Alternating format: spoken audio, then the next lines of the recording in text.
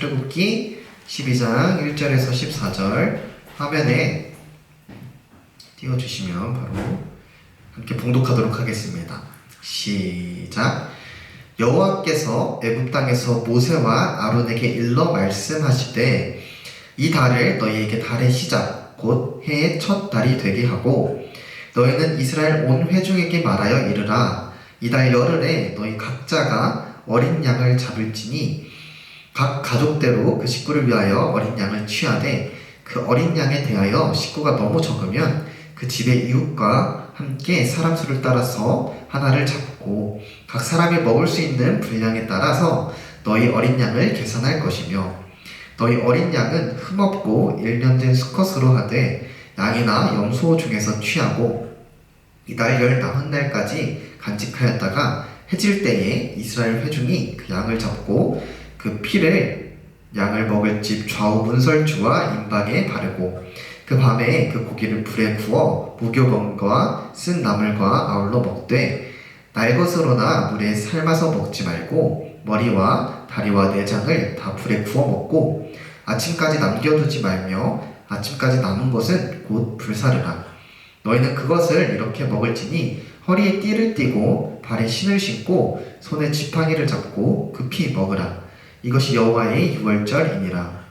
내가 그 밤에 애굽 땅에 두루 다니며 사람이나 짐승을 막론하고 애굽 땅에 있는 모든 처음 난 것을 다 치고 애굽의 모든 신을 내가 심판하리라. 나는 여호와라. 내가 애굽 땅을 칠 때에 그 피가 너희가 사는 집에 있어서 너희를 위하여 표적이 될지라. 내가 피를 볼 때에 너희를 넘어가리니 재앙이 너희에게 내려 멸하지 아니하리라. 너희는 이 날을 기념하여 여호와의 절기를 삼아 영원한 규례로 대대로 지킬지니라. 아멘. 네, 한 주간 잘 지내셨나요? 네, 시험 기간이라서 많이 바쁘죠? 네, 또 어제 밤늦게까지 공부해서 오늘 일어나기가 힘든 친구들도 있을 것 같은데 이 시간 함께 정신 차리고 또 하나님의 말씀을 집중해서 한번 듣도록 하겠습니다. 네, 지난 시간에는 우리 개구리 재앙에 대해서 살펴보았죠. 하나님께서 애굽에 재앙을 내리시는 이유는 단순히 그 바로 왕의 완악함을 꺾기 위함이 아니었다고 했습니다. 뭐였죠? 네, 애굽 신들을 하나하나 심판하기 위함이라고 했죠. 재앙 하나하나에는 애굽 신들에 대한 심판이 있었다고 했습니다. 하나님께서는 애굽에 재앙을 내려 애굽 신들을 무력화하고 또 무의미화하고 비신격화했습니다. 그렇다면 하나님께서 그렇게 애굽 신들을 심판하신 이유가 뭐였을까요? 그 재앙들을 통해서 애굽 신들을 심판하신 이유가 뭐였을까요? 네, 지난 시간에 뭐라고 했죠? 이스라엘 사람들을 하나님을 예배하는 공동체로 불러내기 위함이었다고 했습니다. 애굽으로부터 하나님을 예배하는 공동체로 이스라엘 사람들을 불러내기 위함이었다고 했죠. 단순히 애굽 사람들의 그 우상과 애굽 사람들의 그 사상을 꺾기 위함이 아니라 이스라엘 사람들에게 하나님을 예배하는 예배 공동체라는 그 정체성을 세워주기 위해서 이스라엘 사람들에게도 역시 물들어 있었던 그 애굽의 우상과 애굽의 사상을 깨트리고 그들이 예배하고 그들이 따라야 할 참신은 오직 하나님뿐이다 라는 것을 보여주기 위함이었죠. 하나님을 예배하는 공동체로 애굽에서 불러내기 위해서는 그들에게 하나님이 누구신지를 보여주는 것이 필요했기 때문에 그런 재앙들을 통해서 하나님께서 하나님이 누구신지를 보여주신 것이었습니다. 이런 목적을 위해서 하나님께서는 이 바로의 완악함을 이용하십니다. 그래서 총 10가지 재앙을 내리시죠. 오늘 본문은 9가지 재앙을 겪고도 정말 엄청난 재앙들을 겪었지만 이 9가지 재앙을 겪고도 바로의 완악함이 꺾이지 않자 하나님께서 10번째 재앙을 미리 바로에게 경고하시고 그 마지막 재앙을 내리시기 직전의 본문입니다. 그러면 그 대망의 그 10번째 재앙은 무엇이었을까요? 네, 그것은 바로 장자의 죽음이라는 재앙이었습니다. 모든 애굽 사람들과 애굽에 있는 모든 가축들 중에서 첫째로 태어난 그 애굽 땅에 있는 첫째로 태어난 모든 생명들이 죽게 된다 하는 그러한 재앙이었죠. 당시 첫째는 모든 생명들을 대표했기 때문에 이 장자의 죽음은 곧 모든 사람들의 죽음과도 같았습니다. 장자가 죽게 되는 이 재앙은 모든 첫째가 죽게 되는 이 재앙은 그 누구도 애굽 땅에서 피할 수 없는 큰 재앙이었습니다. 애굽에 있어서 전무후무한 그런 울부짖음이 들리게 될 만큼 끔찍한 재앙이었죠. 하지만 하나님께서는 이런 심판 속에서 이스라엘 사람들만큼은 구별할 것이라고 말씀하십니다. 하나님의 그 죽음의 심판을 피할 길을 이 애굽 땅에서 살아가고 있는 이스라엘 사람들에게만 허락하시죠. 어떻게요? 어떻게 허락하시죠? 네. 흠없는 어린 양의 피를 집 좌우 문설주와 임방에 바르면 하나님께서 그 집은 심판하시지 않고 넘어가시겠다고 약속하십니다. 사진 한번 띄워주시겠어요? 그림. 네. 문설주와 임방이라는 것은, 이 문설주는 이 문 양옆에 기둥을 의미하고, 임방은 위에 약간 위 천장문을 의미합니다. 즉 문 테두리에 이렇게 어린 양의 흠없는 어린 양의 피를 바르면 하나님께서 그 집은 심판을 넘어가 주실 것이다 라고 약속하신 것이죠. 함께 5절에서 7절 읽어보겠습니다. 5절에서 7절 읽고 10절에서 13절 읽어보겠습니다. 먼저 5절에서 7절입니다. 시작. 너희 어린 양은 흠없고 1년 된 수컷으로 하되 양이나 염소 중에서 취하고 이달 40날까지 간직하였다가 해질 때에 이스라엘 회중이 그 양을 잡고 그 피를 양을 먹을 집 좌우 문설주와 임방에 바르고, 네, 이제 12절과 13절입니다. 아침각 12절과 13절이요. 네. 내가 그 밤에 애굽 땅에 두루 다니며 사람이나 짐승을 막론하고 애굽 땅에 있는 모든 처음 난 것을 다 치고 애굽의 모든 신을 내가 심판하리라. 나는 여호와라. 내가 애굽 땅을 칠 때에 그 피가 너희가 사는 집에 있어서 너희를 위하여 표적이 될지라. 내가 피를 볼 때에 너희를 넘어가리니 재앙이 너희에게 내려 멸하지 아니하리라. 아멘. 네. 흠없는 어린 양의 피를 문 테두리에 바르면 이 하나님의 심판, 이 죽음의 심판이 넘어갈 것이다 라고 말씀한 것이죠. 이 어린 양의 희생 제사를 통해서, 이 어린 양의 피를 통해서 하나님께서는 이스라엘 사람들을 구별하시고 그 죽음의 심판을 면하게 해주신 것입니다. 이에 애굽 사람들은 그 죽음의 심판을 누구도 피하지 못했지만 문가에 그 문 테두리에 어린 양의 피를 바른 이스라엘 사람들은 하나님께서 그 피를 보시고 넘어가 주심으로 살 수 있었습니다. 이 사건을 기점으로 결국 바로는 이스라엘 사람들로 하여금 애굽을 떠나라 라고 말하게 됩니다. 애굽을 떠나게 합니다. 애굽의 모든 장자들이, 애굽의 가축의 첫째 생명들이 모두 죽자 이것으로 인하여서 바로는 드디어 애굽으로부터 이스라엘 사람들로 하여금 떠나라 라고 말하게 되죠. 이렇게 이스라엘 사람들이 출애굽하게 된 사건, 이 장자의 죽음이라는 심판이 애굽 땅에 임했지만 그 가운데 어린 양의 피를 문 테두리에 바른 이스라엘 사람들만 살아남은 이 사건을 유월절 사건이다 라고 합니다. 하나님께서 심판하시지 않고 6월 넘어가 주셨다는 의미이죠. 그렇다면 여러분, 그냥 하나님은 솔직히 누가 이스라엘 사람이고 누가 애굽 사람인지 다 아시잖아요. 그렇다면 그냥 이스라엘 사람들 빼고 애굽 사람들만 이렇게 그냥 죽이시면 되지, 치시면 되지, 왜 이렇게 어린 양의 피를 문 테두리에 바르게 하셨을까요? 네, 그것은 바로 이스라엘 사람들이 하나님을 예배하는 그 예배 공동체가 되기 위해서는 그들의 죄로 인한 죽음을 대신할 어린 양의 피가 필요하다라는 것을 보여주기 위함이었습니다. 네, 그렇습니다, 여러분. 우리가 하나님의 예배 공동체가 그냥 되는 것이 아닙니다.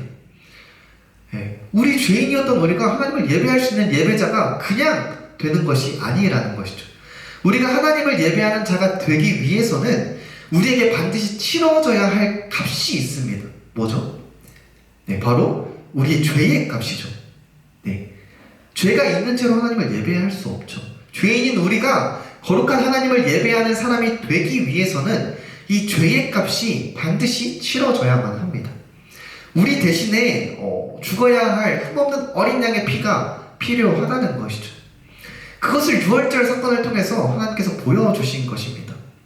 네. 하나님께서 이스라엘 백성들을 예배 공동체로 부르는 중인데, 부를 것인데 너희가 그냥 될 수 없다. 너희의 그 죄의 값을 대신 치르는 그 유월절의 피가, 어린 양의 피가 필요하다라는 것을 유월절을 통하여서 보여주신 것입니다. 그런데 정말 감사하게도 우리에게는 우리의 죄의 값을 대신 치르신 친히 흠없는 그 어린 양의 모습으로 피 흘려주신 분이 있습니다. 누구죠? 바로 예수님입니다. 우리에겐 값없는 은혜이죠. 받는 입장에선 값없이 우리에게 주어진 은혜입니다. 하지만 하나님께서는 예수님이라는 생명의 값을, 그 어린 양의 값을 지불하셔서 우리를 예배 공동체로 세우신 것입니다.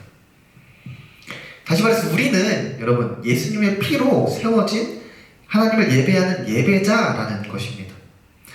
예수님의 피를 통해서 우리는 죄에 노예된 상태에서 자유롭게 되고, 또 죽을 수밖에 없는 그 죽음으로부터 구원을 받고 죄인인 우리가 하나님을 예배할 수 있게 된 것입니다.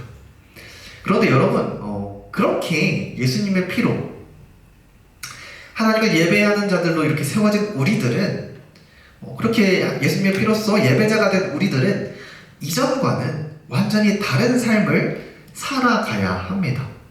네.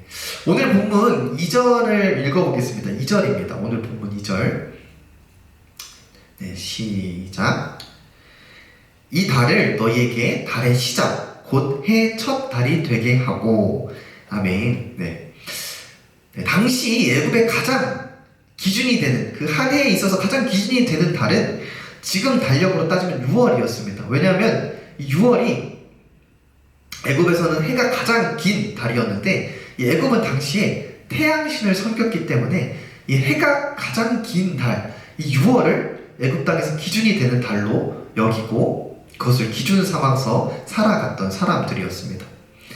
그런데 하나님께서 이스라엘 사람들에게, 그 애굽 땅에서 6월이 기준이 되는 애굽 땅에서 살아갔던 그 이스라엘 사람들에게 뭐라고 하시죠? 그들의 인생에서 기준이 되어 왔던 그 달을 바꾸게 하십니다. 언제로 바꾸죠? 6월절이 있는 3월로 바꾸라고 하십니다. 6월절이 있는 달로 바꿔라라고 하십니다. 왜 그러셨을까요? 네, 그것은 3절을 통해서 알 수 있습니다. 하나님께서 해의 첫 달을 바꾸라고 하신 다음에 이 3절에서 이스라엘 사람들을 하나님께서 어떻게 부르시냐면 온회중이라고 부르십니다. 이 온회중이라는 히브리 단어는 출애굽기 12장 3절에서 처음 성경에서 등장하는 단어입니다. 이 온회중이라는 단어는 성경 전체에서 보면 예배 공동체를 의미합니다. 즉 하나님은 여기서 처음으로 이스라엘 백성들을 예배 공동체라고 부르신 것입니다.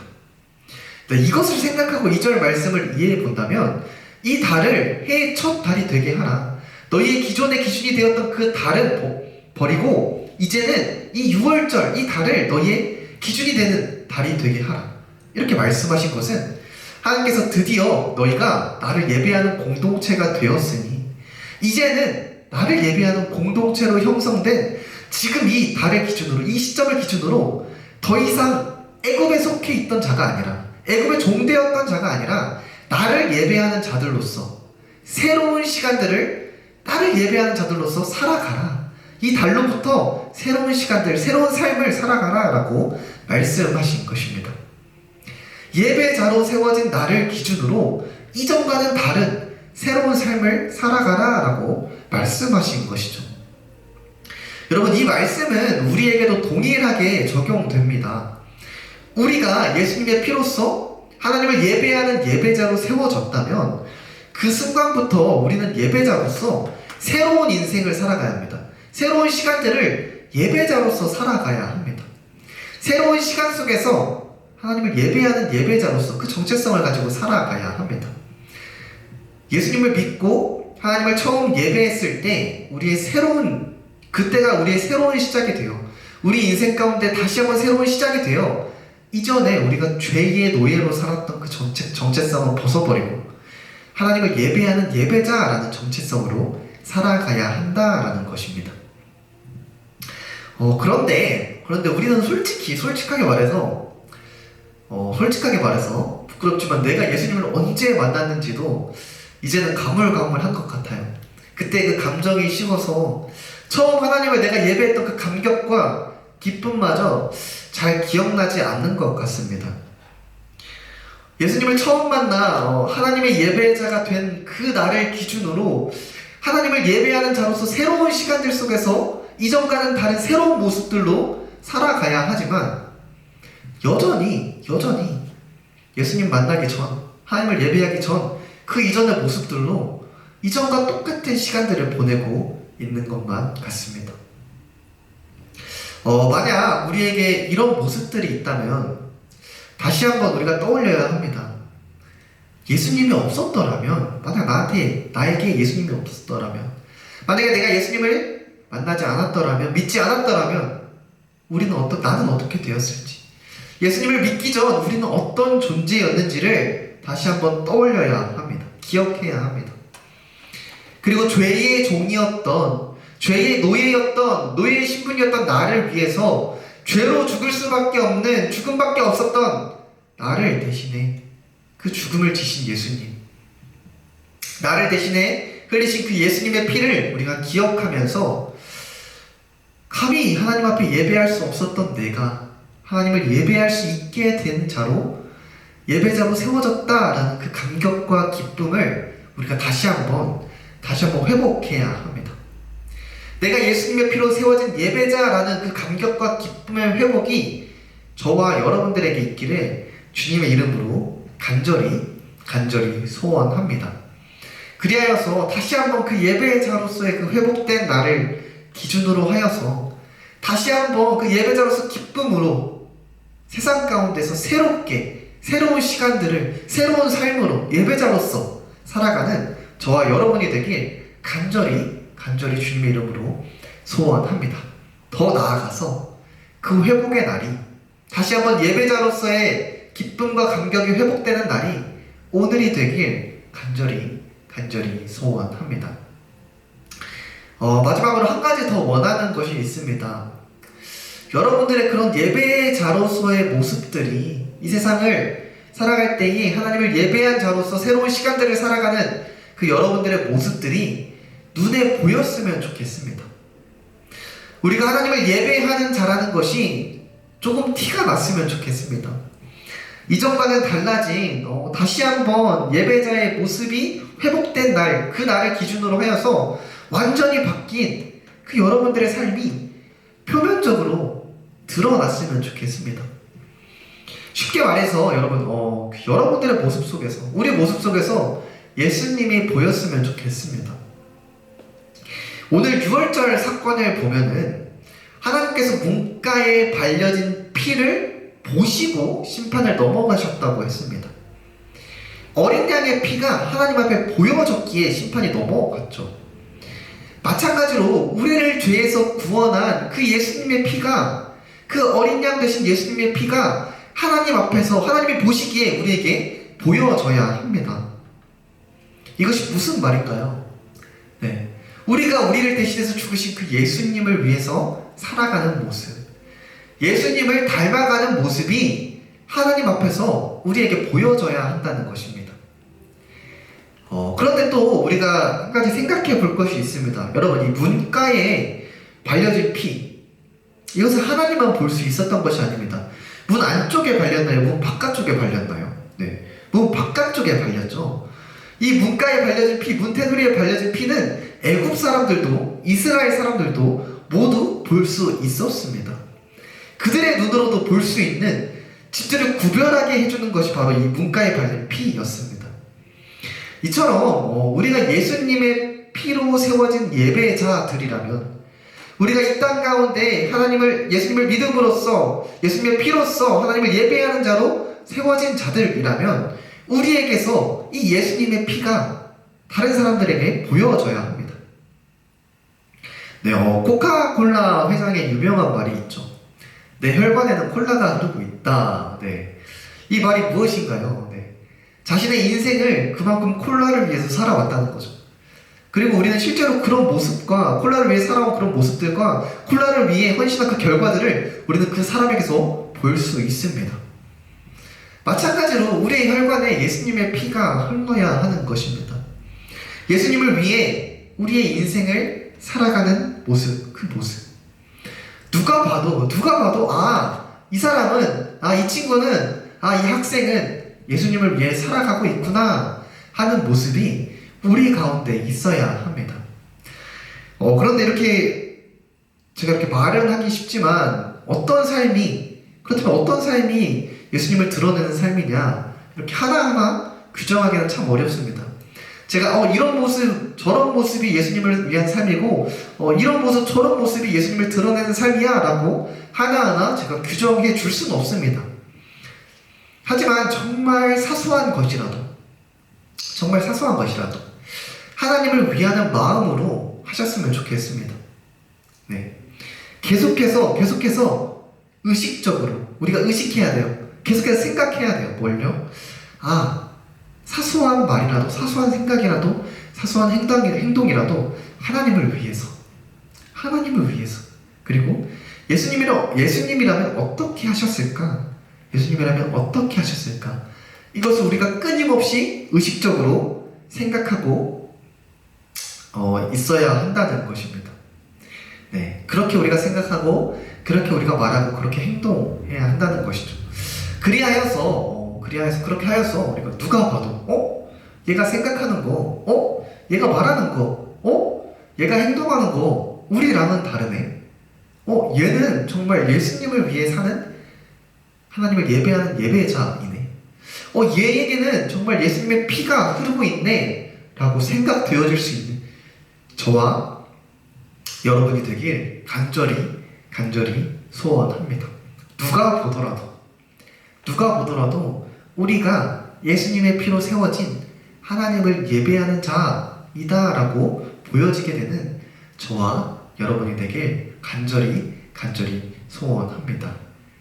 오늘 이 시간으로부터 다시 한번 우리의 예배자로서의 정체성이 회복되어서 하나님께서 지정해 주신 이 예배자의 회복된 날, 이 날을 기준으로 하여서 새로운 인생, 예배자로서의 새로운 시간들을 살아가는, 오늘 이 시간, 이 달이 기준이 되어서 우리 인생이 예배자로서의 인생이 되어지는 그러한 은혜가 저와 여러분 가운데 있기를 주님의 이름으로 간절히 소원합니다. 함께 기도하겠습니다. 하나님 아버지 감사합니다. 오늘 유월절 사건을 통하여서 하나님의 말씀을 들었습니다. 그렇습니다. 하나님, 우리가 그냥 예배자가 될 수 있는 것이 아닙니다. 우리는 죄인이기 때문에 이 죄의 문제, 이 죽음이라는 문제를 해결해야지만 우리가 하나님을 예배할 수 있습니다. 이 죄의 문제를 해결해야지만 우리가 하나님을 예배할 수 있는 예배자로 세워질 수 있습니다.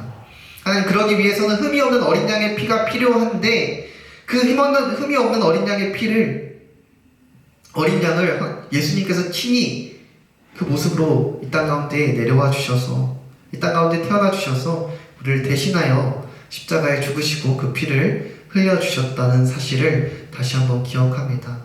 하나님, 예수님을 만났던 예수님을 믿었던 그때, 하나님을 처음 예배했던 그때 그 감격이 기억나지 않습니다. 하나님, 그 이전의 모습들과 똑같은 삶으로 지금까지 살아왔습니다. 하지만 다시 한번 예수님을 믿었던 그때의 그 감격, 하나님을 예배했던 그때의 그 감격과 기쁨을 다시 한번 회복하게 해주시고, 그 회복함으로 말미암아 다시 한번 하나님을 예배하는 예배자로서, 예수님의 피로 세워진 그 예배자로서의 정체성을 지키며 이 날을 기준으로 새로운 인생, 새로운 시간들을 우리가 살아갈 수 있도록 주님 함께 해주시고 도와주시옵소서.